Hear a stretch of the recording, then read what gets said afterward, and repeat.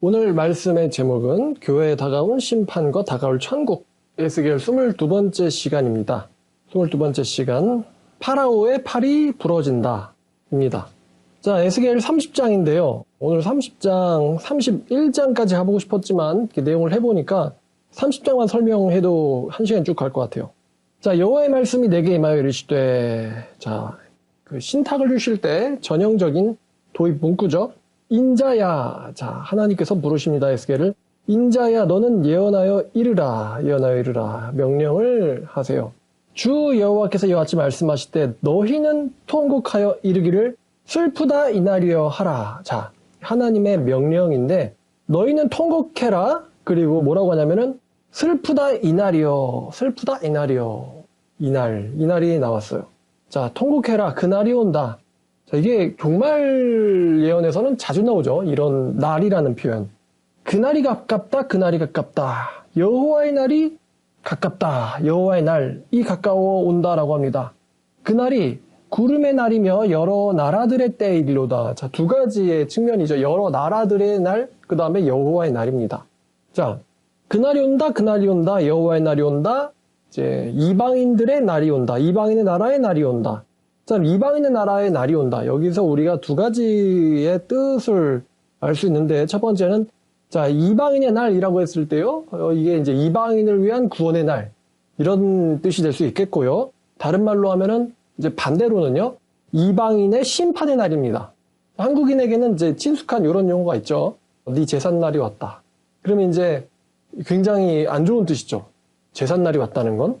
자, 그럼 여기서 이제 여호와의 날이 왔다, 이방인들의 날이 왔다, 이거를 어떻게 해석을 하느냐? 앞뒤에 문맥을 봐야겠죠? 바로 그 다음 절에 답이 나오네. 애굽의 칼이 임할 것이다. 아, 그 날이, 이방인의 날이 어떤 날이냐? 애굽의 칼 들어오는 날이랍니다. 자, 이집트의 날이 왔다, 이집트의 칼이 임할 것이다. 애굽에서 죽임당한 자들이 엎드려질 때에 구스에 심한 근심이 있을 것이며 애굽의 무리가 잡혀가면 그 터가 헐릴 것이요. 자, 그날이 어떠냐면 칼 들어오는 날입니다. 자, 여기서 이제 굉장히 도시들의 이름이 많이 나오는데 구스와 붓과 룻과 모든 섞인 백성과 국가 및 동맹한 땅의 백성들이 그들과 함께 칼에 엎드려지리라. 자, 여기 보니까 구스가 등장하죠. 붓과 룻과 동맹한 땅의 백성들 이렇게 등장하는데요. 자, 구스는 이제 이집트 남쪽을 가리킵니다. 구스는 에티오피아라고도 하죠. 그 다음에 굽은 현재의 리비아에 해당합니다. 굽은. 그리고 룻은 소아시아 지역에 있는 도시인데 이집트에서는 조금 거리가 있죠. 현재 어떤 나라가 있냐면은 바로 튀르기예라는 나라가 있습니다. 튀르기예. 자, 그다음에 5절 하반절에 동맹한 백성들, 동맹한 땅의 백성들이라는 말이 나오잖아요. 근데 여기서 동맹이라는 단어가 언약이라는 단어도 됩니다. 언약이라는 단어. 그러면 이게 두 가지 의미가 있는데 말 그대로 이 동맹한 백성이라고 하면 이제, 잠깐만요. 이걸 먼저 설명해 드려야 될 것 같네. 동맹한 땅의 백성이라고 하면 이제 이게 언약이라고 그랬잖아요. 그럼 언약 백성. 그럼 언약 백성이 누구예요? 언약 백성. 지금 우리가 5절 하고 있어요. 동맹한 땅의 백성. 이게 원래 언약 백성이라면, 언약의 땅의 백성. 이러면 이제 어느 나라 사람들이죠? 이스라엘 사람들이죠. 그러니까 여기서 동맹한 땅의 백성이라는 건 언약의 땅의 백성이라는 의미로 유대인을 가리킬 수가 있어요. 그리고 아니면 이게 한글 성경에서는 이런 뉘앙스인데 애굽과 이집트와 동맹한 나라들, 이집트와 동맹한 나라들의 백성 이렇게 해석할 수도 있습니다. 두 가지 해석이 다 되는데 근데 이제 30장을 쭉 해석해 보면요. 둘 중에 어느 뜻을 취하더라도 이 해석에 문제가 없어요. 유대인들로 해석을 하든 아니면 이집트와 동맹한 유대인을 포함한 다른 나라의 백성들로 해석을 하든요. 왜냐하면 이제 쭉 내용을 읽어보면 이집트와 동맹한 나라들, 사람들은요. 이방인들이고 아니면 혹은 여호와와 언약을 맺었었던 유대인들이고 할 거 없이 전부 다 죽을 것이다 거든요. 유대인이고 이방인이고 이집트랑 동맹을 했다면 다 칼에 엎드려질 것이다. 이 말씀이에요. 유대인 제외 아닙니다. 유대인도 포함됩니다. 자, 그 다음 절 여호와께서 이같이 말씀하셨느니라. 애굽을 붙잡아주는 자는 엎드려질 것이요 애굽의 교만한 권세도 낮아질 것이다. 믹돌에서부터 수에네까지 무리가 그 가운데서 칼에 엎드려지리라 여호와의 말씀이니라. 여기서 이제 믹돌과 수에네 나왔는데 믹돌은 북쪽의 도시고 수에네는 남쪽의 도시거든요. 그러니까 북쪽부터 남쪽까지 애굽을 도우려고 들어간 사람들은 다 시체가 될 것이다. 그러니까 누가 오든 애굽으로 들어갔다면은 북에서부터 남까지 전부 다 시체가 될 것이다. 자, 그러니까 굉장히 이제 무서운 이야기죠. 애굽을 들어가면 누구나 시체가 된다. 도와주러 간 녀석도 도움받으러 간 녀석도 다 시체가 된다. 무서운 이야기입니다. 황폐한 나라들 같이 그 사람들도 황폐할 것인데 사막이 된 성읍처럼 그 성읍들도 사막이 될 것이다. 내가 애굽에 불을 일으킬 것이며 그 모든 돕는 자를 멸할 때에 그들이 나를 여호와인 줄 알리라. 여기서 애굽에 불을 일으킨다. 여기서 갑자기 예수님께서 내가 불을 땅에 던지러 왔다. 이런 말씀이 생각나거든요. 근데 불을 일으킨다 그러면 뭐 우리가 불을 해석할 때 뭐 성령의 불이다, 뭐 열정이다 이런저런 의미가 있다고 했는데 여기서 말 그대로 그냥 문자대로의 불이 난 상황을 생각해 보면 될 것 같아요. 여러분 만약에 어떤 곳에 크게 불이 났어요. 그럼 그곳에 크게 불이 날 것이다. 그러면 이 불이라는 게 어떤 의미죠? 좋은 의미예요? 나쁜 의미예요? 굉장히 나쁜 의미죠. 불 나면 이제 그쪽은 다 죽는 거잖아요. 내가 애굽에 불을 일으킬 것이다. 문맥을 보니까 이게 그래서 불은 심판을 가리킵니다. 사람 죽이는 불을 말하는 거예요. 사람 죽이는 불. 그 모든 돕는 자들이 멸해질 때에 그들은 내가 여호와인 줄 알게 될 것이다. 자, 이제 구스 사람들, 애굽을 돕는 사람들인데 그날의 사절들이 내 앞에서 배로 나아가서 염려 없는 구스 사람을 두렵게 할 것이다. 이게 지금 구스에 대한 심판 예언이거든요. 여호와의 사절들이 내 앞에서 나와서 구스 사람들을 두렵게 할 것인데 애굽의 재앙의 날이 오는 것처럼 그들에게도 심한 근심이 있으리라. 이것이 오리로다. 이 말씀은요. 이사야 말씀 인용한 거예요. 이사야 18장 2절인데요. 한번 보실까요? 자, 이사야 18장 2절입니다. 자, 굉장히 짧은 장인데요. 이 이사야 18장은 구스에 대한 멸망에 대한 장이거든요. 1절 보니까 슬프다 구스의 땅이여. 2절 갈대배를 물에 띄우고 그 사자를 수로로 보내며 이르기를 민첩한 사절들아 너희는 강들이 흘러 나누인 나라로 가되 장대하고 준수한 백성 곧 시초부터 두려움이 되며 강성하여 대적을 받는 백성에게로 가라는도다. 여기서도 강을 따라서 백성들을 보내는데 사절을 보내시는데요. 이 배를 타고 사절을 태워서 가는데 그 사절들이 전하는 소식은 구스에 대한 멸망의 소식이에요. 자, 구스에 대한 멸망의 소식. 자, 근데 에스겔로 돌아와서요. 자, 30장 9절에도요. 구스로 이제 배를 보내시는데 자, 이 배는 이제 사절이 탄 배를 가리킬 뿐만 아니라 이번에는 어떤 배냐면 전함입니다. 전함. 내가 배를 보내서 구스 사람들에게 심판을 일으키겠다. 자, 이사야선 사절 태운 배인데 이번에는 구스 사람을 두렵게 하는 배 전함입니다. 전함. 자, 이제 10절과 11절입니다. 자, 애굽에 칼이 오는데 자, 어떻게 칼이 올 것이냐? 주 여호와께서 이같이 말씀하셨느니라. 내가 또 바벨론의 느부갓네살 왕의 손으로 애굽의 무리들을 끊을 것이다. 자, 애굽의 칼이 온다가 좀 더 자세하게 이야기되고 있습니다. 그가 여러 나라 가운데서 강포한 자기 군대를 거느리고 와서 여기서 여러 나라 가운데서 강포한 자기 군대를 거느리고 왔다는 건요. 이제 여러 나라들의 병사들을 이끌고 즉 연합군입니다. 바벨론 연합군을 데리고 와서 애굽을 완전히 초토화시키겠다라는 말씀이에요. 강포한 군대들인데 여러 나라 가운데서 온 강포한 군대들을 느부갓네살이 데리고 올 것이다. 그래서 그 땅을 멸망시킬 때 칼을 빼서 애굽을 쳐서 죽임당한 자가 가득하게 땅 가운데 가득하게 할 것이다. 무서운 이야기죠. 그냥 한 나라만 와도 무서운데 강포한 여러 나라들의 군대들을 데리고 온다라고 합니다. 내가 그 모든 강을 마르게 하고 그 땅을 악인의 손에 팔 것이며 타국 사람의 손으로 그 땅과 그 가운데 있는 모든 것을 황폐하게 하리라. 나 여호와의 말씀이니라. 자, 강을 마르게 하며 땅을 악인들의 손에 팔 것이며 타국 사람의 손으로 그 가운데 있는 모든 것들을 황폐하게 만들 것이다. 굉장히 무서운 이야기죠. 자연에 대한 심판, 또 땅이 나뉘어서 쪼갠다, 타인에게 팔린다. 그리고 타국 사람들이 와서 이집트를 황폐하게 만들 것이다. 근데 실제로 우리가 지금 이 말씀을 보면서 이집트를 뭘 그렇게 심판을 하지? 라고 생각을 하는데요. 그거는 이집트가 지금 굉장히 빈약하게 돼서 그렇습니다. 고대 이집트는 거의 미국과 견줄 만큼 패권 국가입니다. 패권 국가. 근데 이제 그 당시를 우리가 들어간다고 생각하면은 이집트라는 나라는 거의 러시아, 미국, 중국 이런 나라들이에요. 러시아와 미국 이런 나라라고 생각하면 될 것 같습니다. 굉장히 강력한 패권 국가인데 하나님께서 그 나라에게 선언을 하시기를 나라를 쪼개지게 할 것이다. 사막이 되게 할 것이다. 그리고 강포한 타국 사람들을 불러가지고 그곳을 멸망시킬 것이다. 근데 우리가 지금 현재 21세기에 보고 있는 이집트는 그 예언이 이미 오래전에 성취된 이유를 보고 있는 거예요. 이집트 지금 보잘것 없잖아요. 제가 아까도 구글 지도로 남아프리카 대륙을 쭉 보았는데 아프리카 대륙이 참 많이 쪼개졌어요. 이런 나라도 있었어, 저런 나라도 있었어, 뭐 이런 나라에서 어떻게 살지, 이런 나라는 어떻게 일을 하고 살지, 참 많은 나라들로 잘잘이 쪼개져 있습니다. 이집트가 원래는 굉장히 강력한 나라였는데 말이죠. 자, 이 여호와의 공식 선언 문구죠. 나 여호와가 말했다. 이러면 이제 끝난 거죠. 인장, 도장이 찍힌 것입니다.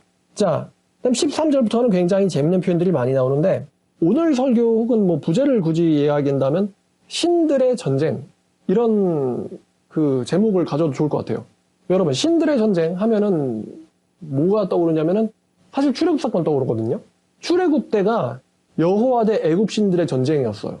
우리 겉으로 보기엔 뭐 10대 지향이 일어나서 애굽이 뭐 힘들게 되었대, 뭐 파리가 나왔대, 뭐 유월절이 있었대, 장자들이 죽었대. 우리가 그렇게 해서 하나님께서 이집트에서 이제 포로들을 데리고 오셨대. 이제 이런 이야기인데 이집트인들한테는 그게 어떤 의미냐면은 이집트에 있는 모든 신들이 여호와한테 패한 사건이거든요. 이집트에 있는 신들을 써가지고 걔네가 신이라고 여기는 존재들을 써가지고 이집트를 공격을 해버렸잖아요. 자기들이 신이라고 믿는 존재에 의해서 공격을 당했단 말입니다. 그때가 이제 사실 신들의 전쟁이었다면 이번에도 이제 출애굽만큼은 아니지만 이집트에 있는 신들을 여호와께서 소환을 시키는데 이번에 소환을 시키실 때 방법은 신들의 이름을 언급하지 않고요. 신들의 특징을 묘사하지 않습니다. 대신 뭐가 나오냐면 그 신들을 그 신들을 숭배했던 주요 도시들. 우리가 이제 사도행전 가면은 어떤 도시는 어떤 신을 숭배하고 어떤 도시는 어떤 신을 숭배하고 뭐 요한계시록에도 7교회 7도시 나오잖아요.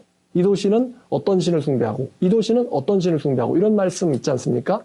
근데 그럼 마찬가지로 이집트도 이 도시는 어떤 신을 숭배하고 이 도시는 어떤 신을 숭배하고 이런 게 있어요. 근데 그 도시들을 딱 하나님께서 불러내셔가지고 내가 그 도시를 멸망시키겠다라고 딱 이야기 일부러 보란 듯이 우상 숭배가 굉장히 만연한 도시를 딱 언급하시는 거예요. 자, 13절 주 여호와께서 이같이 말씀하셨느니라 내가 그 우상들을 없애며 여기서 우상들이 이제 이집트의 신들이죠. 이집트의 신들을 없애며 신상들을 높 가운데서 부수며 실제로 이집트에 박살난 어떤 신상 석상들이 최근에도 뭐 발굴이 된 모양인데요. 그래서 뭐 하반신은 잘려 있어가지고 하반신은 여기서 나오고 상반신은 저기서 나오고 그랬대요.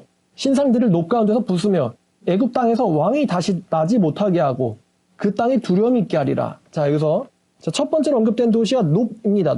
높이란 도시는요. 자, 영어 성경 보니까 멤피스라고 되어 있죠. 원래 멤피스예요. 근데 멤피스를 높이라고 번역을 했습니다. 멤피스, 이집트에 있었던 굉장히 중요한 종교적 도시예요. 멤피스. 그럼 여러분 혹시 테베라는 도시도 아시죠? 테베도 굉장히 중요한 종교적 도시입니다. 자, 여기서 이제 멤피스, 내가 멤피스에 있는 신상들을 부술 것이다. 다시는 거기서 왕이 나오지 못하게 할 것이고 그 땅에 두려움이 있게 할 것이다. 자, 멤피스는요. 이집트에 건축신이 있는데 프타신이라는 신이 있습니다. 프타신을 숭배하는 도시가 바로 이 멤피스입니다. 근데 이 멤피스가 다른 종교적인 도시가 있는데 그게 이제 테베라는 도시인데 테베한테 밀렸었어요. 이 당시에는. 테베한테 밀렸던 도시인데 이 예언의 말씀이 주어지기 좀 전에 프샴티크 1세라는 파라오가 있었는데 이 프샴티크 1세라는 파라오가 이 멤피스를 다시 부흥을 시켰어요. 마치 우리나라의 어떤 특별 광역시처럼 말이죠. 부흥을 시켜가지고 이 프샴티크 1세에 의해서 부흥이 돼가지고 프샴티크 1세가 그 다음에 누구냐면 그 다음에 이제 네고 2세가 나오고요. 그 다음이 프샴티크 2세가 나오고요. 그 다음이 바로 이제 성경에서 언급된 호브라라는 게 파라오입니다. 프샴티크에서 부흥했던 도시가 멤피스인데요. 그럼 이 멤피스를 내가 황폐하게 만들어 버리겠다라는 것은 하나님께서 프타신을 내가 처벌하겠다.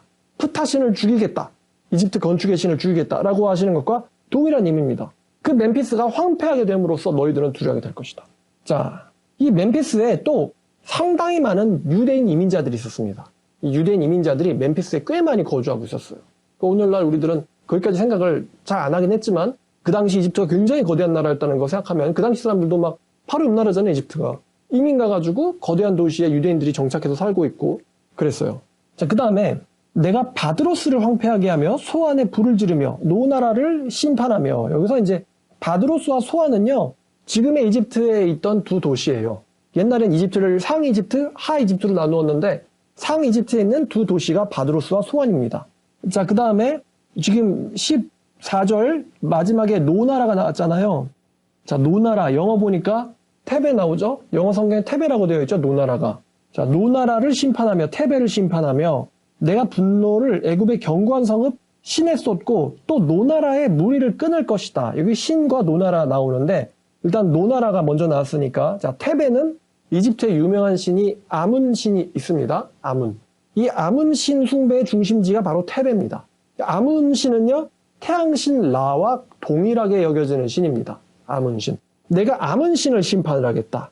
그 다음에 신이라는 도시를 심판하겠다고 했는데 여기서 이제 신은 어떤 도시냐면 견고한 성읍 신이라고 했잖아요. 그럼 견고한 성읍 신은 뭐냐면 애굽의 국경 방어를 맡은 도시예요. 우리나라로 치면은 의정부 같은 곳이죠.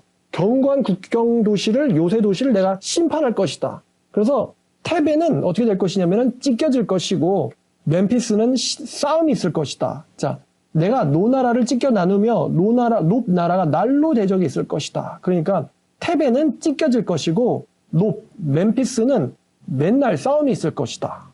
불을 일으키신다고 또 16절에 말씀을 하셨어요. 자, 그러니까 이제 두 종교 숭배 도시가 완전히 그냥 멸망하고 초토화되고죠. 자, 그 다음에 17절에 내가 아웬과 비베셋의 장정들을 칼에 엎드려 때릴 것이다 라고 했는데 아웬이란 도시는 태양신 라를 숭배하는 도시입니다. 아웬이란 도시는 태양신 라를 숭배하는 도시고요. 그 다음에 비베셋이라는 도시가 나오는데 이 비베셋이라는 도시는요, 어떤 도시냐면 이 비베셋은 그 이집트의 여신 중에 바스테트라는 신이 있습니다. 바스테트. 아마 여러분들이 이집트의 신들을 보다 보면은 보셨을 수도 있는데요. 이 바스테트는요, 암사자의 여신이거든요. 그래서 어떤 모양이냐면 몸은 사람의 형태인데 머리가 딱 고양이 모양이에요. 머리가 딱 고양이 모양입니다. 그래서 이 바스테트는요, 여신인데 사람의 몸을 갖고 있고 머리는 고양이입니다. 그리고 이 여신이잖아요. 여신 하면은 생각하는 게 이제 풍요와 다산의 여신이 바스테트예요. 여자들이 굉장히 좋아하는 신입니다. 이 바스테트가. 이집트 여자들이 좋아하는 신. 근데 에스겔 30장이 보니까 영어에서와 한글에서의 의미가 조금 다르잖아요.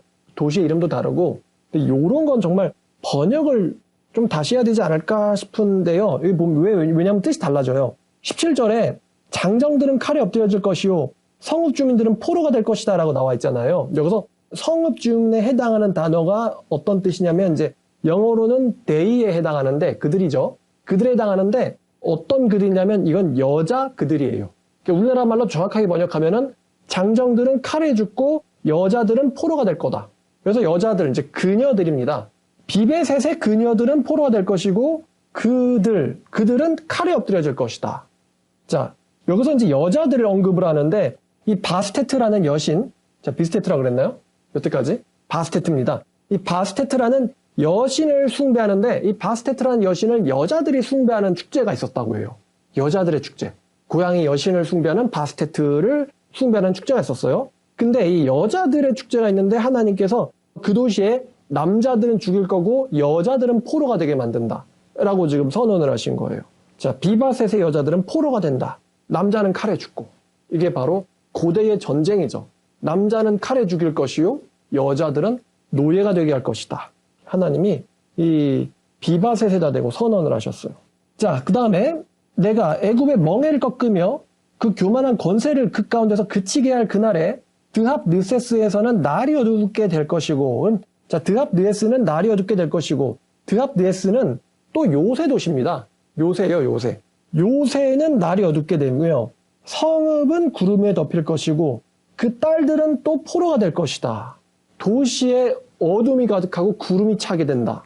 이제 도시에 어둠이 가득하게 된다. 구름이 가릴 것이다. 구름이 덮일 것이다. 결국에는 이제 딸들은 포로가 된다는 건 또 역시 전쟁으로 그 도시를 심판하겠다라는 의미입니다. 요새 도시는 멸망당하고 종교 도시는 다 심판당할 것인데 석상들은 다 무너질 것이고 장정들은 죽일 것이고 여자들은 포로로 넘기겠다. 적군들한테. 이렇게 지금 하나님께서 선언을 하신 겁니다. 자, 이같이 내가 애굽을 심판하리니 내가 여호와인 줄 그들이 알리라 하셨다 하라. 자, 하나님의 선언이죠. 내가 여호와인 줄 그들이 알 것이다. 다시 말하면 신들 중에 신이 누군지 너희가 알게 될 것이다. 이런 말씀입니다. 신들 중에 신이 누구인지 너희가 알게 될 것이다. 자, 그 다음에 이제 20절부터 11째 해 첫째 달 일곱째 날에 여호와의 말씀이 내게 임하여 이르시되, 자, 11째 첫째 달 일곱째 날, 그러니까 이제 586년 1월 7일인데요. 이때 어떤 일이 있었냐면은 그 이집트가 지금 예루살렘은 포위된 상태거든요. 예루살렘은 느부갓네살에 의해서 포위가 되어 있는 상태인데 이집트는 예루살렘의 멸망을 결코 원하지 않았어요. 제가 지난번에 설명드렸듯이 다른 이방 나라들은 예루살렘의 멸망을 좋아했다고 했잖아요. 근데 이집트는요, 예루살렘이 자기를 의지하게 만든 죄가 있다고 했어요. 예루살렘은 하나님만 의지해야 되는데 예루살렘을 유혹을 해가지고 이집트를 의지하게 만든 죄가 이집트에게 있기 때문에 근데 이걸 또 이집트가 예루살렘을 도우려고 했다라고 해석할 수 있어서 하나님께서 다른 이방 나라들 암몬, 모압 얘네들은 다 그냥 멸망을 시키는데 이집트는 아주 작게 남겨는 놓겠다라는 일말의 자비는 남겨놓으시겠다라고 말씀하셨다고 지난 시간에 알려드렸잖아요. 자, 그래서 이집트가요 예루살렘을 도우려고 남유다를 도우려고 군대를 보냅니다. 근데 포위 공격을 하다 갑자기 이집트에서 군대가 출동했다라는 말을 들은 이 바벨론의 군인들이 잠시 동안 예루살렘에 대한 포위를 풀고 뒤로 물러납니다. 포위를 풀고 뒤로 물러나요. 요때 어떤 일이 있었는지 제가 설교한 적이 있습니다.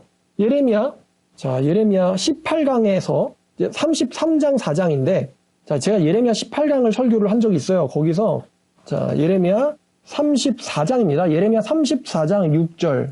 자, 이때 참 그 사람들 마음이 간사하다라고 제가 설교를 했는데 선자 예레미야가 이 모든 말씀을 예루살렘에서 유다의 시드기야 왕에게 아뢰니라. 그때 바벨론 왕의 군대가 예루살렘과 유다의 남은 모든 성읍을 쳤으나 곧 라기스와 아세라가라 유다의 견고한 성읍들 중에 이것만 남았음이더라. 시드기야 왕이 예루살렘에 있는 모든 백성과 한 가지로 하나님 앞에서 계약을 맺고 자유를 선포한 후에 하나님의 말씀이 예레미야에게 임하니라. 그 계약이 무엇이냐? 사람마다 각기 히브리 남녀 노예를 놓아 자유롭게 하고 동족 유다인을 종으로 삼지 못하게 한 것이다. 그 원래 그 히브리인을 노예로 잡았으면은 휘년이 되면 풀어줘야 되잖아요. 근데 이 욕심쟁이 유대인들이 여호와의 법 따위는 그냥 어긴 다음에 자기들의 경제적 이득 때문에 노예를 풀어주지 않았었다고 말씀드렸어요. 근데 도시가 포위를 당하니까 사람들이 그제 와가지고 하나님을 야 우리 경외하자. 잘못한 게 뭐가 있지? 야 노예를 억지로 잡고 있다고 풀어주자. 이렇게 교리를 했다가 왜냐면 도시가 위험하니까. 근데 이집트군이 와가지고 바벨론의 포위군이 좀 물러나니까 사람 마음이 바뀐다 그랬죠? 야 풀어준 노예들 어딜 도망가. 다시 와. 죽이기 전에. 이래가지고 풀어준 노예를 다시 잡았다 그랬어요. 그렇게 하나님과 언약을 맺어놓고는 그 언약을 자기의 형편에 따라서 손바닥 뒤집듯이 바꾸는 거를 하나님께서 보시고는 예레미야를 다시 보내셔가지고 자, 이 계약의 10절 가담한 고관들과 모든 백성이 자기 노예를 자유롭게 하고 다시는 종을 삼지 말라 함을 듣고 순복하에 놓았더니 후에 그들의 뜻이 변하여 자유를 주었던 노비를 끌어다 복종시켜 다시 노예로 삼았더라. 그러므로 여호와의 말씀이 여호와께로부터 이스라엘에게 예레미야에게 임하니라 이르시되 이스라엘 하나님 여호와께서 이같이 말씀하시니라 내가 너희 선조를 애굽 땅 종집에서 인도해 낼 때 그들과 언약 맺음에 이르기를 너희 형제 히브리 사람이 내게 팔려거든 너희는 7년 된 해에 그를 놓아줄 것이니라. 그가 6년 동안 너를 섬겼으나 너 그를 놓아 자유롭게 할지니 하였으나 너희 선조가 내게 순종치 아니하며 귀를 기울이지도 않았느니라. 그러나 너희는 이제 돌이켜 내 눈앞에 바른 일을 행하여 각기 이웃에게 자유를 선포하되 내 이름으로 일컬음을 받는 집에서 내 앞에서 계약을 맺었거늘 너희가 돌이켜 내 이름을 더럽히고 각기 놓아 그들의 마음대로 자유롭게 하였던 노비를 끌어다 다시 복종시켜 너희의 노비로 삼았도다. 끝까지 읽으면 힘든데 어쨌든 간에 이제 너희가 자유를 뺏었으니까 내가 이제 17절 보니까 내가 너희를 대적할 것이고 칼과 전염병과 기근에게 자유를 줄 것이다. 니들이 그렇게 계약 바꿨잖아. 그럼 나도 이제 칼과 기근과 전염병에게 자유를 줄게. 나도 내 언약 뒤집을게. 그래서 너희들은 세계 여러 나라 가운데 흩어지게 될 것이고 내 앞에서 언약을 맺었지만 그 말을 실행하지 아니하고 계약을 어긴 그 자들을 이제 송아지 쪼갠다. 쪼갠다라는 거 창세기에 나왔잖아요. 쪼갠 고기 사이로. 쪼개서 언약을 맺어놓고는 그 언약을 실행하지 않았던 그 사람들을 20절 원수들과 그들의 생명 찾는 자들의 손에 넘기리니 그들이 시체가 되어 공중의 새와 땅의 짐승의 먹이가 될 것이며 또 시드기야 왕과 고관들을 그 원수의 손과 생명 찾는 자의 손에 너희에게 찾는 자의 손과 너희에게서 떠나간 바벨론 왕의 군대의 손에 넘기리라. 그러니까 너희에서 잠깐 물러났던 바벨론 군대를 다시 내가 너에게 보내가지고 내 언약을 뒤집은 너희들을 그들에게 그 군대들에게 넘겨버리겠다. 그럼 그 군대들은 너희를 쪼갤 거야. 왜냐면 너희가 내 앞에서 송아지 쪼개고 언약을 해놓고는 그 언약을 뒤집었잖아. 나도 언약을 뒤집을 거야. 칼과 기근에게 자유를 주고 너희를 그 자들의 칼의 노예가 되게 해주마. 이게 하나님께서 이제 예레미야를 통해서 하셨던 말씀인데 너를 잠깐 떠났던 바벨론 왕의 군대라고 나오죠. 얘네가 왜 떠나 포위하다 말고 왜 떠났냐면 이집트에서 구원군이 왔기 때문이에요. 여기까지 들으니까 이제 좀 기억나시죠? 이런 적이 있었다는 거. 자, 근데 예루살렘이 멸망하는 줄 알았는데 바벨론 군대가 갑자기 물러났단 말이에요. 이제 물러났다고 말할 수도 있고 도망갔다고 말할 수도 있겠죠. 자, 도망갔다고 말할 수도 있겠죠. 자, 근데 그러면 바벨론군이 도망가니까 그것을 보는 이집트인들과 이 이집트를 의지하던 유대인들의 혹은 또 바벨론으로 잡혀온 유대인들의 반응이 어떻겠어요? 바벨론군이 예루살렘을 멸망시키려다 도망을 갔다. 그러면 이제 사람들이 이렇게 생각하겠죠. 아, 하나님은 역시 예루살렘을 버리지 않았어. 하나님은 예루살렘을 선택하셨어. 라고 말하는 사람도 있을 것이고, 아니면 야, 바벨론은 망할 거야. 저 도망가는 꼴 좀 보소. 이러면서 바벨론이 멸망할 거라고 조소한 사람도 있었겠죠. 왜냐면 자기들이 바벨론에서 포로 생활하고 있잖아요. 자, 근데 그럴 때 여호와의 말씀이 임했습니다. 이게 재밌어요. 이런 역사적인 앞뒤 배경을 또 예레미야에 있었던 이 설교 말씀을 같이 딱 엮어서 보면은 이 30장에 나오는 이야기가 재밌는데요. 자, 인자야, 자, 예레미야 30장 21절입니다. 내가 애굽의 파라오의 왕의 팔을 꺾었더니만 어떻게 꺾었냐면 칼 잡을 힘이 있도록 그것을 아주 싸매지도 못하였고 약에 붙여 싸매지도 못하였느니라. 자, 그러니까 다시 설명하면요. 파라오의 오른팔이 하나님 때문에 부러진 거예요. 그래가지고 부러져가지고 어떤 상태가 됐냐면 지금 치료도 안 되게 만들었어요. 이집트가 이제 굉장히 위험할 뻔했다라는 걸 묘사하시는 거죠. 그랬더니만 이 파라오가 떨어진 칼을 왼팔로 잡더라. 이거예요. 떨어진 칼을 왼팔로 잡더라. 그랬더니만 사람들이 그 왼팔로 칼을 잡은 파라오를 보고서는 야, 바벨론이 졌다. 아, 예루살렘을 하나님이 버리지 않았다. 예루살렘 역시 하나님의 어쩌고 이렇게 이제 이야기하고 있는 거죠. 그러니까 뭐 이게 이제 하나님 말씀이 지금 되게 재밌어요. 에스겔아, 이 애굽 왕의 한 팔이 부러졌더니만 다른 팔로 칼을 든 그 파라오를 보고서는 유대인들이 내가 뭐 지네들을 돕는다는 등 뭐 바벨론이 졌다는 등 그런 헛소리를 하더라. 이런 이야기예요, 지금. 그래서 그 다음 이야기 어떤 이야기냐면은 그러므로 주 여호와께서 이같이 말씀하셨느니라. 내가 애굽의 파라오 왕을 대적하여 그 두 팔, 곧 성한 팔과 이미 꺾인 팔을 꺾어서 그 칼이 그 손에서 떨어지게 하고 그 남아있는 팔마저 부러뜨려 주지 이거예요.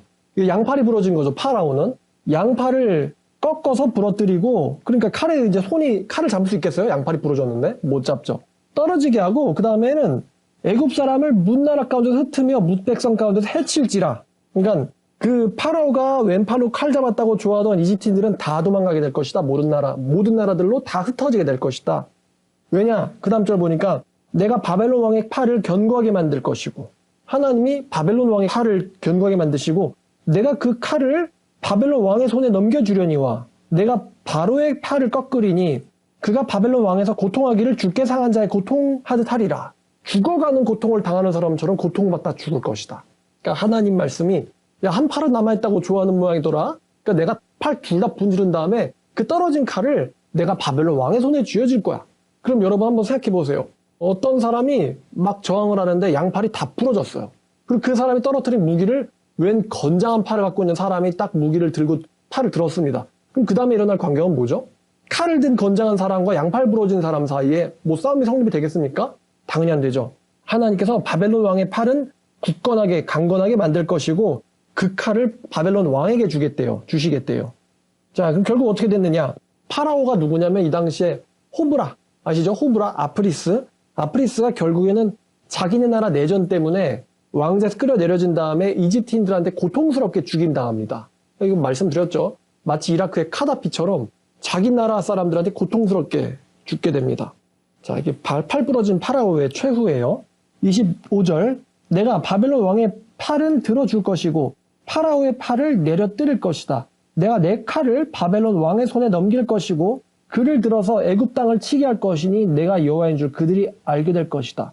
내가 애굽 사람들을 나라들 가운데로 흩어버리며 백성들 가운데로 해치리니 내가 여호와인 줄 그들이 알 것이다. 자, 이게 30장입니다. 자, 그러니까 그 30장의 초반부에 날이 온다라 그랬잖아요. 날이 온다. 어떤 날이 와요? 여호와의 칼이 들어오는 날이 온다. 애굽으로. 느부갓네살에 의해서. 그래서 그날에 이집트인들이 믿던 그 종교적인 도시들, 다시 말하면 이집트의 신들은 다 나가 떨어지고 죽게 될 것이고 그 도시에 살던 사람들, 남자는 칼에 죽고 여자는 포로가 된다. 그리고 그 이집트와 동맹한 자들은 어떤 이방이든 심지어 유대인이랄지라도 모조리 다 이집트, 시체가 되는 이집트와 똑같이 만들어주겠다. 이게 하나님의 굉장히 무서운 말씀이죠. 이거 볼 때마다 자꾸만 원빈이 생각난단 말이죠. 원빈이 그러잖아요. 다 씹어먹어주마 그러잖아요. 근데 여호와의 말씀이 더 무서운 거죠. 나 주 여호와의 말이다. 자, 상상을 한번 해보시죠. 하늘에서 전쟁이 있었습니다. 파라오의 호루스 신과 여호와입니다. 유대인들은요, 호루스를 등에 업은 파라오한테 붙어 있었어요. 다시 말하면 여호와를 배신한 거죠, 유대인들이. 하나님께서는요, 어떤 전사를 등장시키는데 그 전사가 바로 느부갓네살입니다. 하나님께서 파라오의 팔을 부러뜨리셨고 그 칼을 느부갓네살에게 쥐어주셨어요. 파라오는 고통스럽게 죽게 됩니다. 여호와께서는요, 자칭 여호와의 백성이라고 하는 유대인들을 느부갓네살에게 던지셨습니다. 그 느부갓네살에 의해서 이집트인들도 유대인들도 전부 다 심판당하게 되는 거죠. 파라오도 유대인들도 전부 다 느부갓네살에게 죽게 됩니다. 자, 여러분 질문이 있는데 과연 누가 진정한 신일까요? 바스테트? 아니면 호루스? 아니면 아문? 아니면은 누굴까요? 프타신? 누가 진짜 신일까? 여호와 하나님이죠. 지금 현재 이집트 유적들을 다 그냥 도굴당하고 신상들 다 여기저기 잘려가지고 막 어느 건 독일에 있고 어디는 어디에 있고 막 다 그냥 퍼져 있잖아요. 나라도 완전히 쪼개져가지고. 자, 하나님께서 이집트를 치시는 날에 이집트의 신들도 또 땅과 강 같은 자연도 그냥 강은 말려버리고 땅은 사막이 되게 만들어 버리시겠다고 했거든요. 사막이 돼버리면 그 도시, 사막 속에 있는 도시에서 뭘 할 수 있겠느냐. 땅은 사막이 되게 만들고 도시도 그렇고 요새 도시도 그렇고 남자도 여자도 어느 누구도 여호와의 심판으로부터 그들을 지켜주지 못합니다. 강은 마르고 땅에선 불이 나옵니다.